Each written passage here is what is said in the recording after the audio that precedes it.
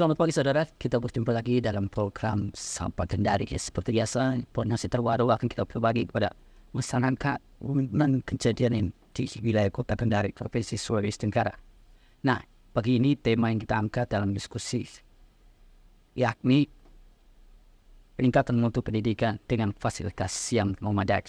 Nah, kita akan berbincang tentang dunia pendidikan di Provinsi Sulawesi Tenggara. Dan setelah hadir narasumber kita yang sangat berkompetensi untuk memberikan kita informasi terkait dengan tema yang kita angkat pada pagi hari ini, yakni orang nomor 1 di Dinas Pendidikan dan Kebudayaan Provinsi Sulawesi Tenggara, Bapak Yusni. Selamat pagi, Pak. Pagi. Ya, Pak Yusni nanti akan memberikan kita informasi terkait tentang tema yang kita akan pada pagi hari ini. Nah, sebelum kita lanjut, saudara, terkait tentang tema yang kita angkat ini di dunia pendidikan, nah, baru-baru saja kita laksanakan ya dari pihak Dinas Pendidikan dan Kebudayaan Provinsi Sulawesi Tenggara melakukan pembagian bendera, Pak ya, dalam rangka 17 Agustus. Pak, mungkin bisa dijelaskan kegiatan-kegiatan yang dilaksanakan ini. Baik, terima kasih banyak dan selamat pagi untuk kita semua.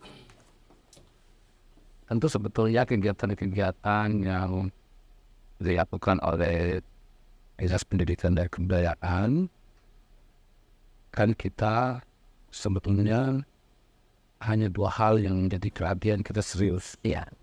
Pertama adalah soal bagaimana rapor pendidikan kita, dan kedua adalah bagaimana standar pelayanan minimal. Inilah yang menjadi acuan kita dalam rangka membuat program untuk menjawab itu semua.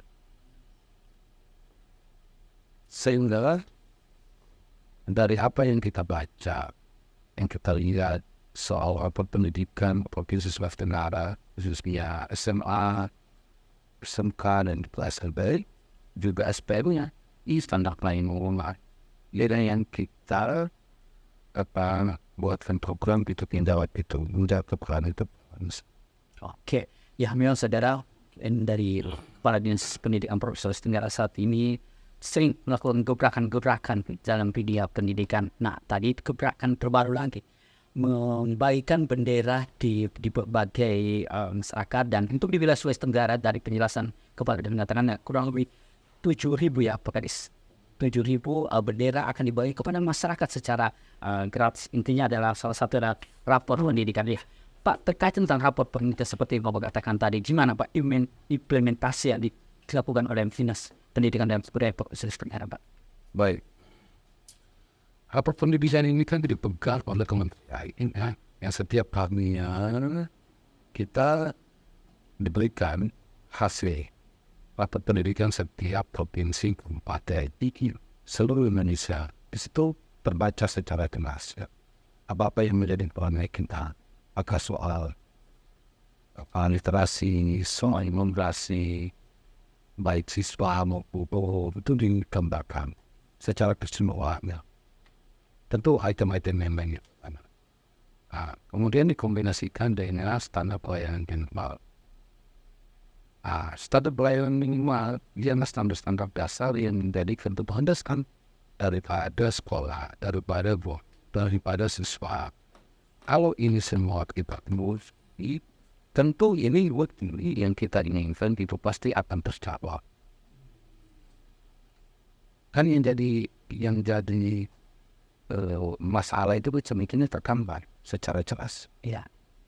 Dari apa yang tergambar dalam pendidikan dan SPM, kalau kita ikuti dengan baik, itu pasti itu akan berefek, akan berimbang. Apa pendidikan kita ada merah ke kuning menjadi vital, ya kan menjadi sendiri. Itu kan menyimpulkan bahwa ada peningkatan. Salah satu contoh misalnya adalah kita ini kan adalah dinas yang diberikan anggaran yang cukup besar Ya. sebagai mandatori. Kita gunakan untuk apa ini? Makanya kalau kita lihat kemarin apa yang didapatkan oleh Bapak Gubernur, penghargaannya dari Kementerian Pendidikan adalah soal tentang pelanggaran kita yang sesuai dengan undang-undang dan penggunaannya. Jadi dilihat bahwa memang anggaran-anggaran yang ada di Dinas Pendidikan dan Kebudayaan itu memang digunakan untuk menjawab rapat pendidikan dan SPM. Pak, tadi tegasan dan kapor ini, kalau boleh kita lihat untuk di Sulawesi Tengah, rapor kita gimana ini dari Kementerian Pendidikan sendiri? Kan dengan kita mendapatkan penghargaan ini, berarti rapat pendidikan tentu. Ya kan gitu. Kan rapat pendidikan itu kan semua itu. Sampai pada siswa, bagaimana kepemudaan siswa, bagaimana keamanan sekolah, bagaimana demokrasinya di dalam sekolah, itu semua tertentu. Di samping itu juga literasi, numerasi, banyak hal. Kalau kita register atau ya. Kalau SPM ini kan standar pelayanan minimal. Dan hal-hal yang dibutuhkan sederhana, bagaimana baca belajar lengkap atau tidak, kursi ada atau tidak, papan tulisnya ada, sekolahnya sudah ada ruang belajarnya atau belum, sudah memadai, dia memadai. Hal-hal yang kecil kalau bisa ini tidak penuhi, ya tentu standar pelayanan minimal kita juga akan menjadi Oke. Seperti tema kita saudara terkait tentang mutu pendidikan dengan fasilitas pendidikan gitu Pak. Nah, menyinggung hal tersebut Pak, terkait dengan fasilitas meja yang memadai. Nah, saat ini gimana Pak potret pendidikan di Sulawesi Tengah menyinggung masalah fasilitas itu, apa sudah memadai atau gimana nih Pak dari pilihan Bapak sendiri? Kalau itu kan saya ini kan tinggal 2 kabupaten ya. Yang saya belum kunjungi secara langsung itu adalah Onhar Kepulauan dan kita Dutatan. Tapi kalau kita lihat secara utuh soal tentang fasilitas pendidikan kita, khususnya SMA, SMK, dan SDB itu sangat memprihatinkan. Jadi nggak usah kita terlalu jauh ya bicara tentang kabupaten yang di pelosok-pelosok saja. Kita bicara saja di yang ada di depan mata.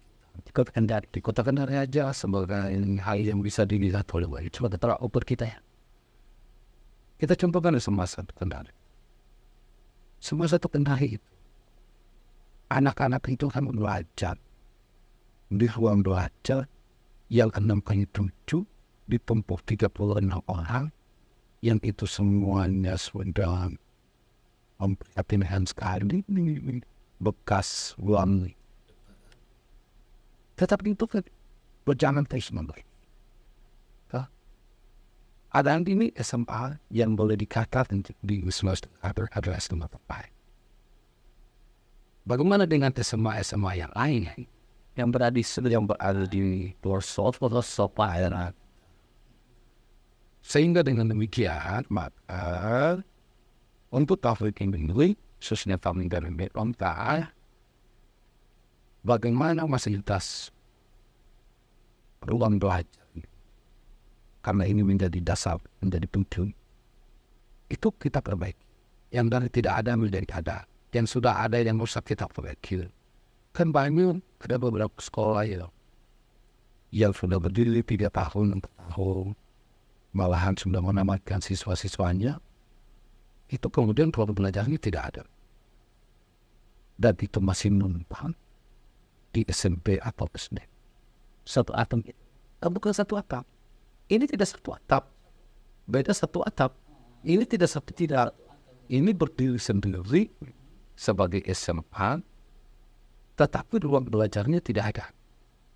Contoh SMA 7 Bau. SMA 7 Bau hari ini kita bangun karena sudah sekitar 3 tahunan mereka numpang di sekolah-sekolah lain yang dimana karena ruang belajarnya tidak ada. SMA misalnya Rantai Angin, itu tidak ada sekolah kota, itu juga tidak ada ruang belajarnya. Begitu juga SMA 19 Bombana, itu juga ruang belajarnya tidak ada. Sehingga pada tahun ini kemudian kita anggarkan sekolah-sekolah ini untuk kita bangunkan ruang belajar. Termasuk SMA 3 Tumia, tidak ada juga ruang belajarnya. Jadi yang ruang belajar tidak ada, kita bangunkan yang fasilitas yang sudah ada ruang bacanya, tapi dari tahun 70-an, 60-an yang belum pernah diadopsi kita belum kosong. Pak Kadis, kalau kita lihat ini, kita lihat seperti sudah ada beberapa tahun ya sekolah yang belum dilakukan perbaikan ini. Sebenarnya kendala utama sehingga belum dilakukan perbaikan ini. Nanti kita lihat saat ini ya, Dinas Pendidikan dan Kebudayaan Profesional lagi gencar gitu. Pemberitaan terkait tentang perbaikan sekolah. Contoh kecilnya saudara di SMA Negeri 1 Kendari yang mengucurkan darah hingga beberapa miliar Pak Kadis ya untuk perbaikan sekolah yang ada di Kota Kendari. Pak, sebenarnya kendala apa yang Pak Kadis sehingga hal itu lambat terjadi Pak Kadis? Nanti Bapak menunggu setelah 01 dibuat baru hal itu tercapai. Saya sebetulnya ya tidak mau bicara masalah lalu ya. Kita bicara masa depan saja. Dia kan ini kan soal politik saja. Soal tentang bagaimana sekolah-sekolah kita ini, baik SMA maupun SMK ini, betul-betul layak. Kan begitu. Sehingga memang fokus kita adalah di sarana prasarananya ini. Tentu juga butuh ya, kualitas guru, itu juga tidak bisa kita. Kan yang tergambar hari ini yang kelihatan di media adalah membangun SMA 1, misalnya 15 miliar, membangun SMA 4, 8 miliar, membangun SMA 7 bau-bau 10 miliar, membangun SMA 1 bau-bau 10 miliar. Sebetulnya itu kan hanya contoh. Tapi banyak sekolah-sekolah lain juga yang memang. Jadi saya itu ratusan miliar. Tahun ini berapa? Itu tahun ini ratusan miliar. Itu untuk pembangunan sekolah. Untuk diperbaiki atau juga diamankan baru. Itu menggunakan dana PBD, dan ini memang memerlukan perjuangan ya untuk meyakinkan ya agar ada kucuran dana atau memang setiap tahun ada kucuran dana begitu Pak Kadis. Tapi kan kita ini kan mandatornya yang sudah jelas di peraturan pengeluaran bahwa kita memang 20%. Ya 20% inilah yang kemudian kita gunakan dengan sebaik-baiknya untuk bisa bermanfaat bagi anak kita. Itu adalah infrastruktur pendidikan. Belum kita bicara. Ya kan begitu. Itu khususnya guru. Oke. Tapi sebelumnya Pak Kadis, untuk pembangunan yang tahap yang dilakukan, ini sudah dalam tahapan apa Pak Kadis dari sekian sekolah yang dilakukan pembangunan? Untuk SMA 1, SMA 4, dan SMA 4 Kendari dan SMA 7 Bau, karena ini kan adalah proyek strategis. Ya. Proyek strategis daerah yang juga memang dipantau langsung oleh KPK. Ini dipantau langsung oleh. Dan ini sudah proses, sudah selesai tender, kita sudah kontrak, kemudian ini sudah proses pembangunan. Tidak jadi insya Allah ya, SMA 1, SMA 4, dan SMA 7 Bau itu di bulan 12 ini pasti sudah bisa digunakan. Pak Kadis, dari beberapa item atau dari beberapa sekolah yang akan dibangun, mungkin kita ambil sampai di SMA 1 Kendari ya. Kira-kira gimana bentuknya nih SMA 1 Kendari ketika dana itu dikucurkan di pembangunan beberapa miliar itu? Kan SMA 1 Kendari itu kan yang kita bangun ya, yang kita bangun itu kan pembangunan P16 sebelum belajar. Kita lanjutkan yang kita bangun baru 12, kemudian yang sudah terbangun di sebelahnya itu tinggal kita tambah biar 4 belajar. Berarti RKB itu ada sekitar 16. Ya sebelumnya itu menggunakan fasilitas dari DPR Kota Kendari Pak. Dan Kota Kendari itu kan di rombongan, kemudian dibangun baru, di situ ada ruang guru, ada aula, di situ ada perpustakaan, di situ ada ruang kepala sekolah, ruang wakil kepala sekolah, di situ ada kantin, dan termasuk dengan ruang belajar gitu. Jadi banyak di situ yang anggaran waktu kan. Berarti bulan 12 nanti Pak Kadis sudah bisa digunakan Pak Kadis ya. Insya Allah dan ruangan dinilai sudah maksimal dan sudah memadai Pak Kadis ya. Insya Allah itu sudah bisa digunakan. Dan juga ini kan kita juga termasuk mengadakan mobilisasinya. Jadi bukan hanya ruang belajarnya yang tetapi fasilitas belajarnya juga harus kita sediakan. Iya. Sehingga betul-betul bahwa ini langsung dipakai, jangan hanya ruangannya saja, tapi fasilitas ruang belajarnya tidak dikenakan kita. Nah, saudara, dengan fasilitas yang memadai kan berkaitan dengan mutu pendidikan yang dihasilkan. Nah, kita akan tanya terkait tentang mutu pendidikan berkaitan dengan fasilitas yang ada. Namun setelah jeda berikut ini.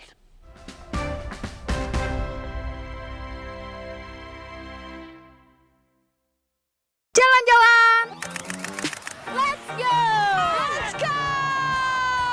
Mau bertualang menikmati eksotika alam? Atau menambah wawasan dengan mengenal budaya yang beragam? Berkunjung ke tempat-tempat hangout juga bisa. Let's go. Dapatkan referensinya dalam Jalan-Jalan setiap minggu pukul 10:30 siang di Kompas TV.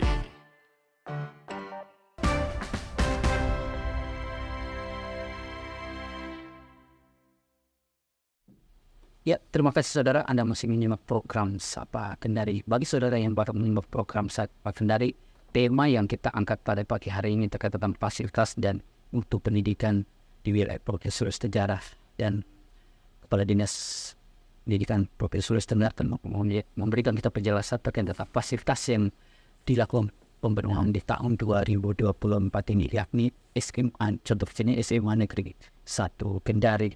Nah, tadi di sesi terakhir itu ada pertanyaan terkait tentang mutu pendidikan apakah berbarengan dengan fasilitas yang ada. Gimana ini? baik. Ya seharusnya kan fasilitas yang baik juga menambah yang baik. Itu yang menjadi harapan kita, sehingga kita begitu jor-joran untuk membangun sarana prasarana sekolah ini. Yang kedua adalah mutu ini juga kan banyak ditekankan, sehingga di tahun ini kita lebih banyak melakukan pengembasan dari guru yang sudah terlatih atau yang sudah dilatih oleh guru penggerak sehingga dia menjadi guru penggerak. Termasuk kita libatkan pihak kampus untuk apa? Untuk teman-teman kita guru yang belum punya kesempatan untuk menjadi penggerak itu kemudian bisa mendapatkan ilmu dan melakukan proyek guru kita sendiri yang sudah dilatih, yang sudah punya sertifikat. Termasuk juga kita ada mempertanyakan guru-guru yang sudah dilatih oleh Sampurna Group di TLC sana, juga kita libatkan. Itu tujuannya apa? Untuk kita mempercepat daripada penyebaran atau pengetahuan yang dimiliki oleh satu guru ke guru yang lain. Apa saya selalu bahwa sebetulnya guru ini kan untuk guru kita yang umur 55 ke atas, itu kan kita hampir itu kita merasa bahwa zaman ini berubah. Iya. Sehingga ya kita pertanyakan adalah kemudahan. Itu kemudian apa fungsinya? Di samping itu juga adalah di setiap sekolah masing-masing guru-guru yang punya kapasitas dalam arti sudah dilatih, itu juga tidak boleh membiarkan teman-teman kita guru yang sudah tidak punya kesempatan, khususnya yang umur lebih daripada 50 ini, kemudian dilakukan penuh. Pak Gadis tadi menyinggung masalah TLC gitu Pak Gadis. Kalau Pak Gadis melihat sendiri gimana nih peran dari TLC dalam mutu pendidikan paling guru Pak Gadis? Saya kira kan dengan adanya juga TLC ini luar biasa. Ini juga mereka dilatih menjadi master yang dilatih oleh Total Sempurna. Kemudian juga merekrut melatih teman-teman kita guru di setiap wilayah. Dan mereka itu rutin tuh Mengunjungi wilayah-wilayah begitu Pak Gadis ya? iya, baik secara online maupun secara offline ya. Tentu ini kan kita banyak bersupport juga terhadap keberadaan TLC dalam konteks membantu Dinas Pendidikan dan Kebudayaan soal peningkatan kapasitas mereka. Dan termasuk kita juga ya. Ini yang menjadi paling penting sekarang ini kan sebetulnya adalah bukan hanya soal pengetahuan yang diterima oleh siswa, tetapi juga tidak kalah penting adalah soal apa etika yang harus dimiliki juga oleh siswa-siswa. Karena apa? Tujuan akhirnya ini kan adalah melahirkan pelajar Pancasila. Jangan berketuhanan, tetap menghargai lain, punya rasa nasionalisme. Jadi akhirnya dengan merdeka belajar, Ya, merdeka belajar gimana ini Pak Kadis? ngomong akhirnya itu kan kita memberikan dewan yang cukup buat siswa dan guru itu belajar. Jadi belajar itu tidak hanya semata-mata soal hal di dalam ruangan, Dengan teori yang banyak, sedangkan ilmu sebelumnya kan teori yang diperbanyak itu. tetapi di luar juga kalau itu bermanfaat untuk siswa, itu dianggap dia dalam proses belajar. Contoh tadi ya, Iya. kan kalau di masa lalu, ketika siswa-siswa tadi ada proses belajar, tiba-tiba perlu jalan, membagikan pendidikan dan mengerti, itu tetap dianggap belajar. Karena itu kan menumbuhkan rasa nasionalisme terhadap siswa-siswa kita. Sampai kemarin kita adakan kegiatan terakhir ini adalah soal tentang menghadirkan para psikolog yang dari Universitas Islam Indonesia untuk kemudian melakukan pendampingan atau pelatihan terhadap wakil-wakil kepala sekolah kesiswaan siswa negara. Untuk apa? Untuk bagaimana menyelesaikan masalah yang ada di setiap siswa. Jadi ada pengetahuan dulu dari guru ini dalam rangka menangani persoalan siswa lebih awal. Maka saya selalu bilang kepada semua kepala sekolah, sebetulnya khusus anak-anak kita, karena tujuan endingnya kita mau mutu, mau sarana dan seterusnya, semuanya adalah untuk siswa, tidak ada lain. Bukan untuk Muaranya ke siswa. pelayarannya ke siswa. Maka saya bilang, saya tidak mau dengar lagi ada siswa yang tidak keluar. Siswa itu memang masanya mencari jati dirinya, nakal dan seterusnya. Itulah seninya guru untuk menyelesaikan masalah itu, mengarahkan dari yang tidak baik dari yang tidak terlalu pintar menjadi pintar, dari yang nakal menjadi tidak nakal. Ini kurang. Sehingga saya bilang bahwa orang tua itu jangan selalu dipanggil deh. Setiap ada Siswa orang tuanya dipanggil. lagi. Ya kan? Itu kan menunjukkan ketidakmampuan guru dalam mengatasi masalah. Seharusnya diselesaikan di internal oleh gurunya dengan siswanya. Dan kalau misalnya di situ ada wakil kepala sekolah kesiswaan, di situ ada bimbingan penseling, ada bekal. Kalau misalnya itu belum selesai, kita bisa mengambil terobosan baru untuk mengkarir, meminta kepada psikolog untuk melakukan pendampingan terhadap siswa-siswa kita yang bermasalah. Karena siswa itu bermasalah kan banyak hal. Kita tidak tahu juga kondisi seperti apa di rumahnya dan seterusnya. Kita panggil orang tuanya juga, orang tuanya lebih pusing. Ya, kita selesaikan. Karena apa? Karena anak-anak dititipkan oleh orang tuanya di sekolah. Sarapannya sangat besar. Tentu peran orang tua juga tidak bisa kita lepaskan. Tetapi khusus masih di sekolah, itu semua harus diselesaikan oleh guru. Pak Kadis, dari sekian kegiatan-kegiatan, mungkin ada gebrakan-gebrakan terbaru lagi yang akan Pak Kadis tampilkan di wilayah Sulawesi Tenggara dalam dunia pendidikan kita ini, Pak Kadis. Karena kita ketahui saudara ya, kegiatan-kegiatan gebrakan-gebrakan yang sering dilakukan oleh Kepala Dinas Pendidikan Provinsi Sulawesi Tenggara. Mungkin ada yang terbaru lagi, gebrakan yang ingin Pak Kadis sampaikan kepada publik di dunia pendidikan kita, Pak Kadis. Kan itu sebetulnya ya, saya kan tidak ingin mengatakan bahwa itu gebrakan ini. Semua kan nanti publik yang nilai. Misalnya kita menanam bagaimana baju-baju siswa SMK, SMA dijahit oleh anak SMK, ya kan? Atau kemudian kita rencana terakhir ini habis ke bagian benar tadi adalah salah saya pengen dari sini.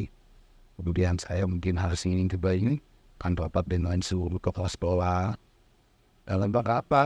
Dalam rangka kita memperingati 17 Agustus. Dan selama ini adalah gerak jalan dan seterusnya. Saya bilang kita coba hal yang lain yang mungkin baik.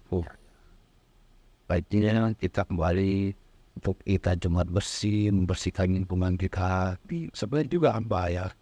Itu kan kita harus menimbulkan rasa cinta terhadap anak-anak kita, terhadap lingkungannya juga penting. Apalagi ini kan hari Jumat dekat.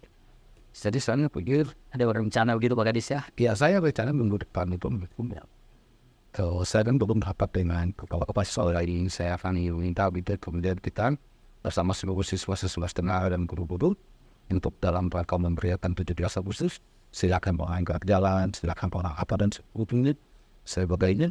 Kita mungkin ada di tanggal 15, tanggal 14, itu kemudian kita membersihkan lingkungan sekitar kita terus di sekolah. Kan kita sudah pembiayaan ini, sudah pernah kita lakukan beberapa bulan yang lalu. Ini harus menjadi kegiatan rutin sehingga betul-betul siswa nasionalisme ya, tetapi mencintai lingkungan juga harus. Pak Kadis, sejauh ini dengan terobosan yang Pak Kadis tampilkan di pendidikan ini, mungkin ada hal-hal yang Pak Kadis ini yang sangat penting sekali dalam prestasi yang mengharumkan nama Sulawesi Tenggara di kancah nasional Pak Kadis. Jadi begini, saya ini tak percaya ya dari hasil asesmen, kita ini kan melakukan asesmen per tahun ya, yang dilakukan oleh psikolog terhadap kemampuan akademik atau tingkat intelijensi anak-anak kita. Memang kalau kita lihat hasil asesmen terakhir yang dipublis, itu kan memang kita agak di bawah, Iya. khusus IQ daripada anak-anak kita. Sehingga kan dia, saya tidak bilang pada kontes ini untuk siswa itu kita fokuskan pada hal-hal yang menjadi minat bakat mereka. Kan kalau kita berpikir semua harus juara satu olimpiade matematika, fisika dan seterusnya, itu saya pikir juga tidak. Tetapi fokus kita lebih dominan adalah bagaimana minat bakat anak-anak kita.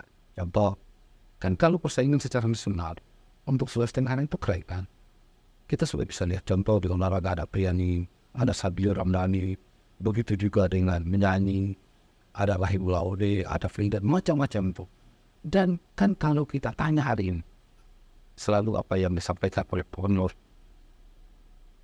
mana yang lebih yang terbaik kalau kita contohkan hari ini untuk anak-anak kita di zaman ini.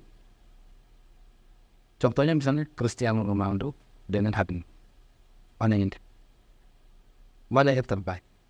Nggak bisa dipilih, dua-duanya kan terbaik. Inilah sehingga kita mesti Tuhan. Arti di samping ada potensi akademik, tapi potensi yang lain ini yang harus kita lebih kembangkan deh. Terbaik terakhir ya, kita juga ini kan mengidentifikasi ya, anak-anak kita yang kurang mampu itu sekolah, sehingga kita kemudian memberikan bantuan ya dari ini, bantuan untuk siswa-siswa kita kurang mampu, dan bantuan ini adalah bantuan daripada untuk kemudian anak-anak kita tidak boleh tidak sekolah, harus sekolah. Berarti dari putusan dari gubernur yang mengusulkan pekerjaan untuk memberikan beasiswa ya kepada warga kita yang tidak memiliki pekerjaan. Dan sekarang dalam tahapan apa itu Pak Kadis? Tahapan ini kita sudah dalam posisi verifikasi. Mungkin dalam waktu yang tidak lama pasti sudah selesai. Kita kan ingin memastikan bahwa siswa-siswa yang diberikan bantuan ini adalah siswa-siswa betul-betul yang kurang hatu. Sehingga verifikasinya kan juga harus kuat. Dan jadi kurang lebih ada sekitar 5.000 siswa kita berikan bantuan 1 juta per orang. Oke. Ya, baik, ini salah satu bentuk ya kepedulian ya. Orang nomor satu di Dinas Pendidikan Provinsi Sulawesi Tengah. Baik, saudara, karena waktu kita terbatas, mungkin Pak Kadis ada sedikit himbauan kepada warga di wilayah Sulawesi Tengah dalam hal ini siswa-siswa kita. Saya sekarang ini kita lagi fokus ya terhadap anak-anak kita yang usia sekolah tidak sekolah. Saya akan fokus di sini bahwa anak-anak kita pendidikan ini menjadi hak dasar ya. Oleh karenanya kita ingin membutuhkan data yang akurat sehingga kita mengambil kanan depan untuk di tahun 2025 ke depan ini atau di tahun 2024 ini yang anak-anak tidak sekolah itu harus sekolah. Saya mau semua anak-anak kita usia sekolah, SMA, SMK itu harus sekolah. Dengan apa? Kalau misalnya mereka tidak memiliki kemampuan secara ekonomi, tentu inilah peran kami sebagai Dinas Pendidikan dan Kebudayaan untuk memberikan fasilitas kepada anak-anak kita yang kurang berbentuk ini atau kurang mampu ini untuk kemudian bisa menikmati, bisa mencicipi sekolah. Karena kalau kita tidak boleh membiarkan anak-anak kita tidak sekolah karena kemampuan itu. Negara hadir, Dinas Pendidikan hadir untuk bagaimana anak-anak kita yang saya maksud bahwa tidak bisa sekolah karena kemampuan ekonomi, kita yang akan tanggung.